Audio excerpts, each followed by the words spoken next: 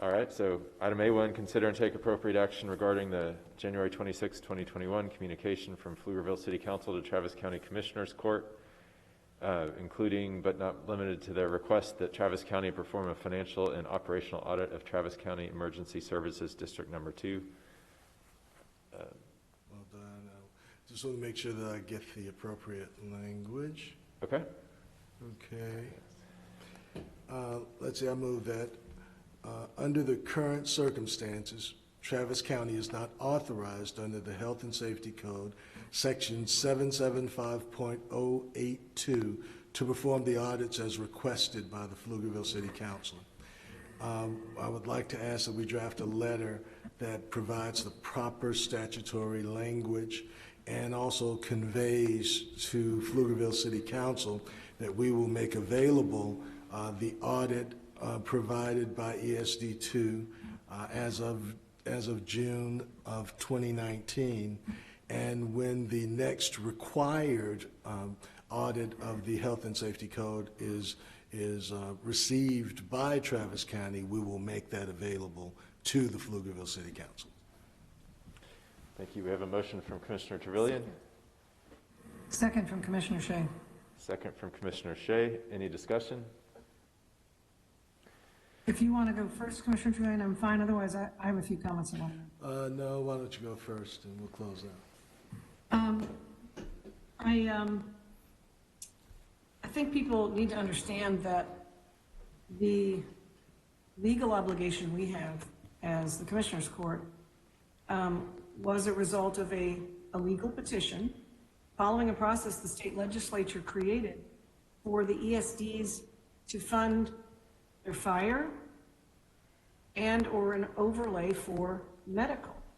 And we received a petition, 4,700 people in the Pflugerville area signed a petition asking to have a vote on a medical overlay that would fund ambulance service.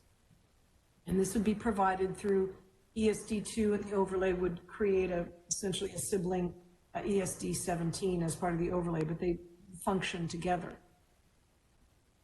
This is the reality of how people in Pflugerville and surrounding areas currently get their fire service now, and how there would be the revenue to pay for a sustainable ambulance service. The city of Pflugerville doesn't have a penny in its budget to pay for fire or ambulance. It's all paid for by these overlays that voters have approved for the ESD. We've had 3 other elections with ESDs within Travis County to create a medical overlay to help fund ambulance. I think it is a reasonable mechanism. If the city is not funding it through their budget, the service is needed. I don't think anybody would deny it. And this is the legal mechanism created by the state legislature to fund it. The petitioners submitted the petition to us, and it started a clock under state law where we are required to call the election, and the date is that meets the legal requirements to call an election is as of next Tuesday. So the various jurisdictions that have population either in their communities or in their extraterritorial jurisdiction that would be served by the ESD2 ambulance medical overlay. Taylor, I think, has already approved it, and Manor, and the city of Austin has it on their agenda to vote on it this Thursday.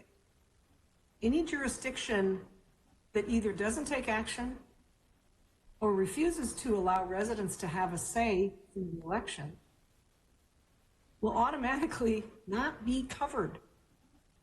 It won't be included in the ambulance, the medical overlay that provides the ambulance service. And I can't imagine a scenario where people would say, that's fine, you can take away my right to have a say on whether or not I want to fund ambulance service in my area. So to me, that's what this is. I know Pflugerville has various feelings about it. They've asked for delays. if a jurisdiction delays taking action, they are automatically excluding the population from even being able to be in the district where the ambulance service would be provided. So this to me is pretty straightforward, and I realize there may be differences of opinion between the city of Pflugerville and the ESD that currently serves them fire service. That's for them to work out. But many of these are my constituents, and I would urge the city council, and I would urge Pflugerville to allow the residents to have a say. If at the end of the day, in the election, they decide we don't want to have this additional 10 cent per $100 overlay to pay for ambulance, then your residents have had a say. But if you deny them the right to have a vote, I just think it's undemocratic. And I can't imagine that people would be very happy about it. So I support this. We're sending a communication to the Pflugerville City Council about why we legally can't do an audit, because ESD has already done it. They have an independent third party do an audit, and they've submitted it to us. They've met the requirements. So I hope this can happen smoothly. I don't think there needs to be a lot of emotion or bad feelings around it, but I feel strongly that our residents should have a right to vote on this, because the election, the process of having the election take place has started. We will by law have to vote on it next Tuesday. So you either let your citizens vote or you don't, and whatever the consequences are, that's because you made the choice not to let them vote. So that's all I have to say, but I support this motion. I support the communication we're sending to Pflugerville by letter, and I think we need to make sure the public understands this as well. Thank you, Commissioner Trevelyan. You know, I understand that many people feel that this is a difficult decision, and I have to remind people that we were led to this decision by bad public policy from the state level. We're having a lot of these discussions based on revenue caps from the state and what they allow and what they deny local citizens to select for themselves. Puts us in an untenable position sometimes, standing between jurisdictions who often ask legitimate questions. These are questions, though, that need to be decided in front of the public.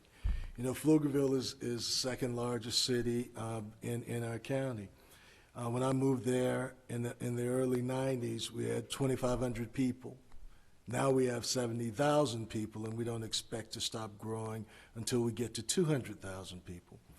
We have got to legitimately sit down and talk with our neighbors about the type of services that we need, the costs of services that we're able to afford, the availability of the services, whether they're basic life services, advanced life services, ambulance services.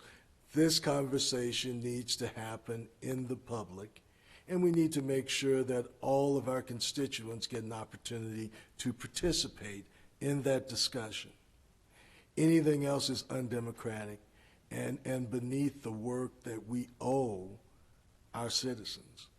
And so I'm going to support the proposition on the floor, because we have talked for a long period of time about the need to get in front of the public, whether it's on Zoom calls, whether it is at neighborhood association meetings, whether it is at church meetings, to talk to people about what we are funding today, whether it is sustainable, what we need to do to make sure that every constituent is served.